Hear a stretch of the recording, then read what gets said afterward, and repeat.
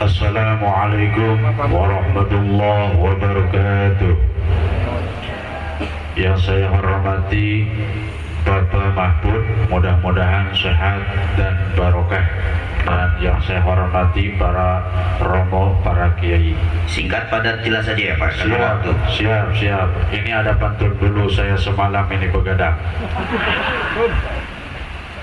Kaos Banjar merek Put, cocok Raden obat pel kita. Pasangan Pak Ganjar Pak Mahfud cocok menjadi presiden kita. Yang saya ingin tanyakan, apakah bisa Wapres mengintervensi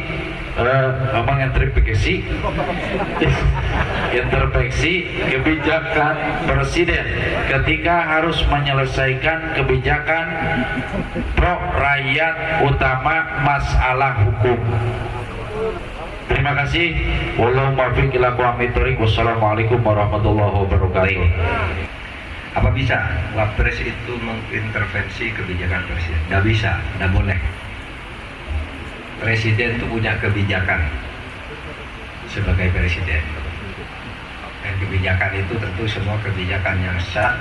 Kebijakan itu kan pilihan alternatif apa yang dilakukan. Nah, itu tidak boleh diintervensi oleh wakil presiden. Tetapi wakil presiden itu boleh diberi tugas atau minta tugas untuk melaksanakan kebijakan itu secara khusus. Misalnya dulu Pak Yusuf Kalla itu khusus masalah ekonomi, dia semua yang nyelesain.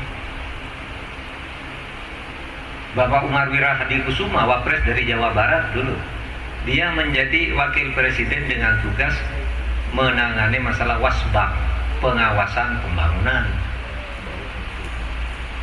Jadi bisa presiden, kebijakannya Pak Presiden, lalu kamu saya tugasin ini, kerjakan, kalau ada sesuatu konsultasikan dengan saya.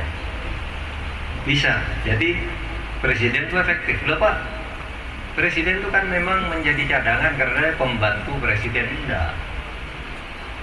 Saudara, kalau hanya karena pembantu presiden lalu dijadikan banserap, semua menteri itu pembantu presiden, bukan banserap.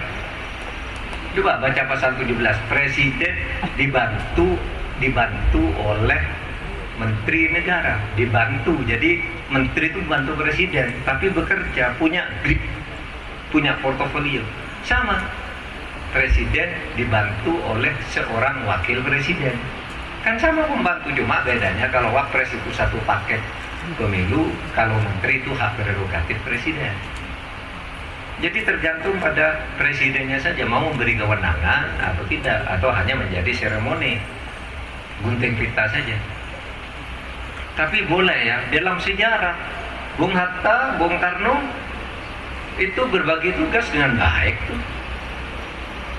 Sampai akhirnya di tahun 50-an keduanya beda pendapat politik, Bung Hatta keluar dari kabinet, mengundurkan diri dia.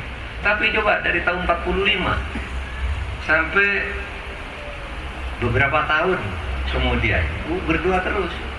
Bung Karno bagian apa? Mengambil keputusan politik yang tegas. Bung Hatta administratornya, apa yang dikatakan Bung Karno itu harus dilaksanakan, dibuat kebijakannya oleh Bung Hatta, diumumkan ke rakyat. Nah itu sama, nggak ada apa namanya istilah banserap itu muncul dari praktek yang pernah ada, tetapi tidak semua praktek yang pernah ada itu banserap. Nah itu hanya muncul aja disebut banserap.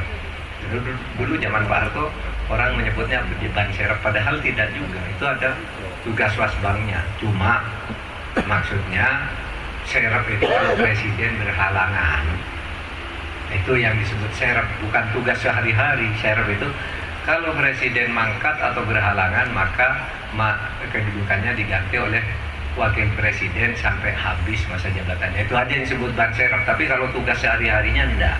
Harus paham banserap itu serap kalau mati atau berhalangan tetap. Gitu loh.